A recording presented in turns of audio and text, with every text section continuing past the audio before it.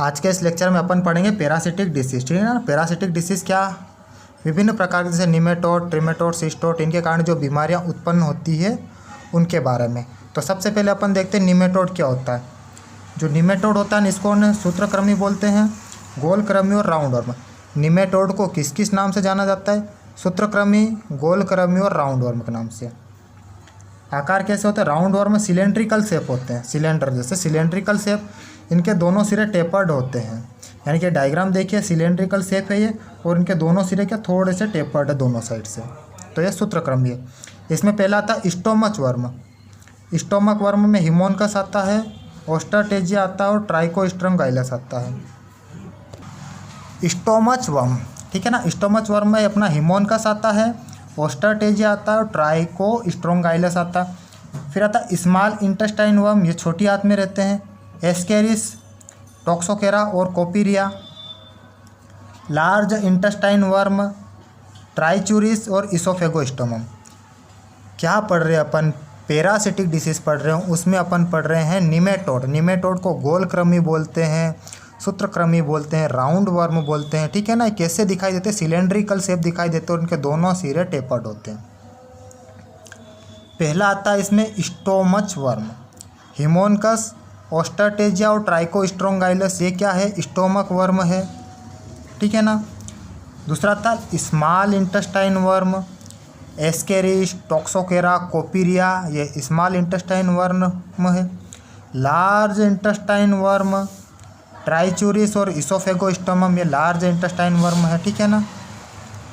आगे अपन पढ़ते हैं फिताकृमि, सिस्टोड या टेप वर्म। क्या है अगला पैरासाइट? कौन सा अपना? फिताकृमि, जिसको सिस्टोड भी बोलते हैं और टेप वर्म बोलते हैं। अब ये क्या, टेप वर्म फ्लैट सेगमेंटेड होते हैं, यानी कि इनका शरीर खंडित होता है, सेगमेंटेड। और टेप वर्म टेप के समान दिखाई देते हैं, ठीक है ना, बिल्कुल फीते जैसे सेगमेंटेड, शरीर खंडों में विभाजित होता है और टेप के समान। रूमिनेंट्स में मोनेजिया व एवेलिटिना ये रोग करते हैं फिताकृमि। कौन से फिताकृमि रूमिनेंट्स में पाए जाते हैं? मोनेजिया और अवेटिलिना। हॉर्स में, घोड़े में, एनाप्लोसिफेला मैग्ना और एनाप्लोसिफेलाइटिस, ये दो घोड़े में। डॉग में डाइफाइलिडियम कैनाइनम, इकाइनोकोकस ग्रेनुलोसस। फिर से समझिएगा, सिस्टोड या फिताकृमि। फिताकृमि, सिस्टोड या टेप वर्म। क्या बोलते? फिताकृमि, सिस्टोड या टेप वर्म। ये क्या, टेप वर्म फ्लैट होते हैं, टेप जैसे दिखाई देते हैं, उनका शरीर सेगमेंटेड होता है, खंडों में बटा हुआ रहता है। रूमिनेंट्स में मुख्यतः मोनेजिया व एवेटिलिना रोग फैलाते हैं। घोड़े में एनाप्लोसिफेला मैग्ना व एनाप्लोसिफेलाइटिस। डॉग में डाइफाइलिडियम कैनाइनम और इकाइनोकोकस ग्रेनुलोसस, ठीक है ना। आगे पढ़ते हैं अपन ट्रिमेटोड, बोले तो चपटेकृमि पढ़ेंगे अपन, जिनको फ्लूक भी कहा जाता है। क्या है? ट्रिमेटोड्स या चपटेकृमि, इनको फ्लूक भी कहा जाता है, ठीक है ना। तो फ्लूक्स ये चपटे होते हैं और अनसेगमेंटेड होते हैं। फिताकृमि अपने सेगमेंटेड थे, तो ये अनसेगमेंटेड है। पतली पत्ती की आकृति के समान दिखाई देते हैं। पत्ती कैसी बनी हुई थी? इससे, ठीक है ना, पत्ती समान दिखाई देते हैं। तो अपन देखते हैं ट्रिमेटोड या चपटेकृमि। यह चपटे अनसेगमेंट होते हैं, पत्ती की आकृति के होते हैं। अब ये कितने प्रकार के होते हैं? नाम देखिए, देखो फेसियोला होता है जो कि लीवर में पाया जाता है, लीवर फ्लूक बोलते हैं इसको। डाइक्रोसिलियम होता है, इसको लेंसेक फ्लूक बोलते हैं। पैराएम्फीस्टोमम होता है जो रूमन या स्टोमक फ्लूक कहा जाता है इसको। और सिस्टोसोमा आता है जिसको ब्लड फ्लूक कहा जाता है। क्या बोल रहा हूँ मैं? ट्रिमेटोड या चपटेकृमि या फ्लूक चपटी आकृति के होते हैं, ठीक है ना। चपटी आकृति के होते हैं, अनसेगमेंटेड होते हैं, पत्ती जैसे दिखाई देते हैं। अब इनके उदाहरण में पहला आता है फेसियोला, जिसको लीवर फ्लूक बोलते हैं। डाइक्रोसिलियम, जिसको लेंसेक फ्लूक बोलते हैं। पैराएम्फीस्टोमम, जिसको रूमन या स्टोमक फ्लूक बोलते हैं। और सिस्टोसोमा, जिसको ब्लड फ्लूक बोलते हैं। ये विभिन्न प्रकार के रोग उत्पन्न करते हैं। अब अपन देखते हैं इनसे उत्पन्न होने वाले रोग। अब अपन पढ़ेंगे निमेटोड के द्वारा, जो अपन ने एस्केरिस पढ़ा था ना, वो कैसे कैसे बीमारी उत्पन्न करता है, क्या लक्षण होते हैं, ठीक है ना, वो पढ़ेंगे। तो सबसे पहले अपन निमेटोड के बारे में पढ़ेंगे, ठीक है ना। निमेटोड में पहला आता है एस्केरियोसिस बीमारी, ठीक है ना। जिसको राउंड वर्म डिसीज भी बोलते हैं। तो निमेटोड्स में पहले आता है एस्केरियोसिस। अब एस्केरियोसिस क्या है ये समझिएगा पहले। यह है एक अंतः परजीवी जनित रोग है जो कि मुख्यतः गाय, भैंस, भेड़, बकरी, सूअर को भी बीमार करता है। ठीक है ना। क्या पढ़ रहे थे अपन? एस्केरियोसिस पढ़ रहे हैं, जिसको राउंड वर्म भी कहा जाता है। इसमें क्या होता है, गाय, भैंस, भेड़, बकरी, सूअर सबको प्रभावित करते हैं। अब इस वर्ग में नर और मादा अलग अलग होते हैं, यानी कि मादा अलग होती है और नर भी अलग होते हैं इसमें। ठीक है ना। नर और मादा दोनों अलग अलग होते हैं। और कहाँ रहते हैं? पेट व आंत दोनों में रहते हैं। पेट में भी पाए जा सकते हैं ये, और आंत में भी पाया जा सकता है एस्केरिस। अब इटियोलॉजी पढ़ते अपन, इसकी एस्केरिडी फैमिली होती है। ठीक है। इनकी फैमिली कौन सी आती है? एस्केरिडी। एस्केरिडी फैमिली क्रमी के द्वारा फैलते हैं ये, और प्रत्येक प्रजाति में अलग अलग होते हैं। फैमिली एस्केरिडी और हर एक प्रजाति के लिए अलग अलग होते हैं। जैसे टोक्सोकेरा विटुलोरम, जो टोक्सोकेरा विटुलोरम है गाय और भैंस में संक्रमण करता है ये। पेरा एस्केरिस इक्वोरम घोड़े में, एस्केरिस सुम सूअर में, टोक्सोकेरा कैनिस डॉग में। क्या बोला? एस्केरिडी फैमिली के अंतर्गत आते हैं ये, और सभी जानवरों में अलग अलग होते हैं। जैसे गाय भैंस में कौन करता है? टोक्सोकेरा विटुलोरम। घोड़े में कौन करता है? पेरा एस्केरिस इक्वोरम। सूअर में एस्केरिस सुम, और डॉग में टोक्सोकेरा कैनिस। ओके। अब ये क्या होता है, देखो इनके जो रहते हैं ना, ये अपने जीवन चक्र के द्वारा इनके लार्वा है ना, शरीर के जिन जिन अंगों से गुजरते हैं एस्केरियोसिस के लार्वा, उन्हें नुकसान पहुंचाते हैं। यानी कि इनके लार्वा शरीर के जिन जिन अंगों से गुजरेंगे उन्हें नुकसान पहुंचाएंगे। जैसे लीवर में क्या करते हैं? लीवर में फाइब्रोसिस व लंग्स में इडिमा कर देते हैं ये, जो कि सफ़ेद धब्बों के रूप में दिखाई देता है अपन को। ठीक है ना। क्या करता है? इनके लार्वा शरीर के अंदर जिन जिन अंगों से होकर गुजरते हैं उन सबको नुकसान पहुँचाते जाते हैं। लीवर में फाइब्रोसिस कर देते हैं और लंग्स में इडिमा हो जाता है। ठीक है ना। क्या लक्षण दिखाई देते हैं? अपच होता है, पेट फूलना, भूख कम लगना इत्यादि। उपचार क्या करेंगे? इसकी ड्रग ऑफ चॉइस है पाइपराजिन। एक बार और समझिए, निमेटोड के अंतर्गत अपन एस्केरियोसिस पढ़ रहे हैं। ठीक है ना। गाय, भैंस, भेड़, बकरी, सूअर सब में अलग अलग स्पीसीज, अलग अलग संक्रमण। ठीक है ना। नर और मादा दोनों अलग अलग होते हैं। पेट में भी पाए जा सकते हैं, आंत में भी रहते हैं। एस्केरिडी फैमिली, गाय भैंस में टोक्सोकेरा विटुलोरम, घोड़े में पेरा एस्केरिस इक्वोरम, सूअर में एस्केरिस सुम, और डॉग में टोक्सोकेरा कैनिस। ये क्या होता है? जब इनका लार्वा शरीर में रहता है तो जिन जिन अंगों से होके जाता है उन सबको संक्रमित करता है। तो लीवर में फाइब्रोसिस कर देता है, लंग्स में एडिमा कर देता है, अपच देखने को मिलती है, पेट फूला हुआ, भूख कम लगती आदि। उपचार पाइपराजिन से करते हैं। अगला अपना आता है हिमोनकोसिस। ये भी निमेटोड के अंतर्गत आता है। क्या आता है अपना? हिमोनकोसिस। हिमोनकोसिस, हिमोनकोसिस। ठीक है ना। इसका रोग कारक क्या है? हिमोनकस कॉन्ट्रस। क्या है? हिमोनकस कॉन्ट्रस नामक अंतःपरजीवी मुख्यतः रूमिनेंट्स को प्रभावित करते हैं ये।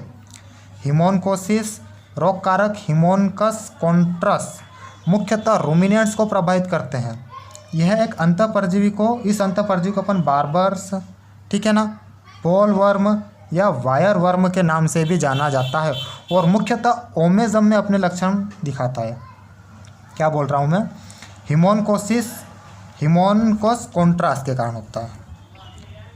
बार्बर्स, पोल वर्म या वायर वर्म के नाम से भी जाना जाता है, और मुख्यतः ओमेजम में अपने लक्षण उत्पन्न करता है ये। ठीक है ना। अब इसके कारण लक्षण क्या दिखाई? एनीमिया दिखाई देता है, क्योंकि ये ब्लड सूख करते हैं। ठीक है ना। ब्लड चूसते हैं, जिस कारण अपन को एनीमिया दिखाई देता है। लगभग 0.05 ml ब्लड सूख करता है एक। ठीक है ना। अब इसमें और लक्षण क्या? सब मैंडिबुलर टिश्यू में फ्लूइड जमा हो जाने के कारण बोटल जा कंडीशन भी देखने को मिल सकती है अपन को इसमें। कौन सी कंडीशन? बोटल जा कंडीशन इसमें देखने को मिलती है। हिमोनकोसिस हिमोनकस कॉन्ट्रस के कारण होता है ये। ठीक है ना। अंतःपरजीवी को किस किस नाम से जाना जाता है? बार्बर्स, पोल वर्म, वायर वर्म के नाम से जाना जाता है। ओमेजम में अपने लक्षण उत्पन्न करता है। एनीमिया की कंडीशन देखने को मिलती है, क्योंकि ब्लड सूख करते हैं। बोटल जा कंडीशन देखने को मिलती है। ठीक है ना। अगला अपना आता है बोनुस्टोमम, बोनुस्टोमोसिस। क्या आता है? बोनुस्टोमोसिस। ठीक है ना। बोनुस्टोमोसिस, बोनुस्टोमम एक गोलकृमि है जिसे गाय, भैंस, बकरी का हुक वर्म कहा जाता है, और मेनली किसका? डॉग का। डॉग का हुक वर्म किसे कहते हैं, अगर ऐसा क्वेश्चन आ गया तो बूनोस्टोमोसिस, ठीक है ना। इस कृमि का मुख्य संक्रमण छोटी आंत में, कहाँ संक्रमण करता है, मेनली छोटी आंत में, हुक वर्म कहा जाता है। डॉग का हुक वर्म किसे कहता है, बोनुस्टोमोम। इसके अलावा गाय भैंस बकरी का भी कह सकते हैं, ठीक है ना। अब इटियोलॉजी क्या है, बोनुस्टोमम फ्लेबोटस, ये किस में करता है, केटल में, ठीक है ना।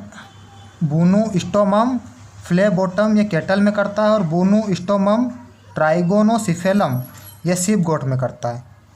बोनुस्टोमम फ्लेबोटम केटल में करता है, बोनुस्टोमम ट्राइगोनोसिफेलम सीप गोट में करता है। इतना महत्वपूर्ण है, सिर्फ देखिए। लाइफ साइकिल कैसी, इसकी डायरेक्ट लाइफ साइकिल है। इन्फेक्टिव स्टेज L3, कौन सी स्टेज, L3 इसकी इन्फेक्टिव स्टेज होती है। लाइफ साइकिल डायरेक्ट होती है। डेफिनेटिव होस्ट केटल बफेलो सीप गोट, ये अपन डिटेल में पैरासिटोलॉजी में पढ़ेंगे, है ना। मेडिसिन में मेडिसिन के हिसाब से ऊपर, बाकी पैरासिटोलॉजी में इनके बारे में डिटेल में पढ़ा जाता है। लक्षण क्या दिखाई देते हैं इसको, डाइजेस्टिव संबंधित लक्षण दिखाई देंगे अपन को, और बोटल जा कंडीशन। एक बार और समझिए, बूनुस्टोमोसिस, बूनुस्टोमम एक गोल कृमि है, गाय भैंस बकरी का हुक वर्म कहा जाता है, मेनली डॉग का हुक वर्म कहा जाता है इसको।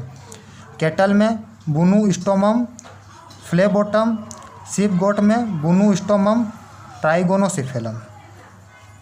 लाइफ साइकिल कैसा होता है इनका, डायरेक्ट लाइफ साइकिल होता और infective stage L3। Life cycle direct, infective stage L3, definitive host kettle buffalo सीप गोट। डाइजेस्टिव पाचन तंत्र संबंधित लक्षण दिखाई देते हैं और बोटल जैक कंडीशन। अगला देखते हैं अपन, स्ट्रोंगाइलोसिस। स्ट्रोंगाइलोसिस क्या बोल देख रहे हैं, स्ट्रोंगाइलोसिस रोग कारक क्या है, स्ट्रोंगाइलस वल्गेरिस, जिसको रेड वर्म भी कहा जाता है। इतने महत्वपूर्ण है, सिर्फ नाम याद रखिएगा, ये सारे अपन पढ़ रहे हैं निमेटोड। स्ट्रोंगाइलोसिस, स्ट्रोंगाइलस वल्गेरिस, जिसको रेड वर्म भी कहा जाता है। मुख्यतः घोड़ों का रोग है यह, इसलिए घोड़े में ऐंठन संबंधित कोलिक, पेट दर्द, घोड़े में पेट दर्द को मुख्यतः कोलिक कहते हैं, ऐंठन संबंधित कोलिक देखने को मिलता है। रक्त में हीमोग्लोबिन और WBC की कमी होना कोई महत्वपूर्ण नहीं है, सुनिए सिर्फ। स्ट्रोंगाइलोसिस स्ट्रोंगाइलस वल्गेरिस से होता है, जिसे रेड वर्म कहा जाता है, इतना याद रखना है खाली। स्ट्रोंगाइलोसिस, इसका रोग कारक क्या, स्ट्रोंगाइलस वल्गेरिस, जिसे रेड वर्म कहा जाता है। मुख्यतः घोड़ों का रोग है, घोड़ों में ऐंठन संबंधित कोलिक होता है, पेट दर्द होता है, रक्त में हीमोग्लोबिन WBC कम हो जाता है। इसकी ड्रग ऑफ चॉइस है थाइबेंडाजोल, इसको याद रखिएगा, ठीक है। आगे देखते हैं अपन, लास्ट पढ़ेंगे अभी निमेटोड का, लंग वर्म इन्फेस्टेशन, ठीक है ना।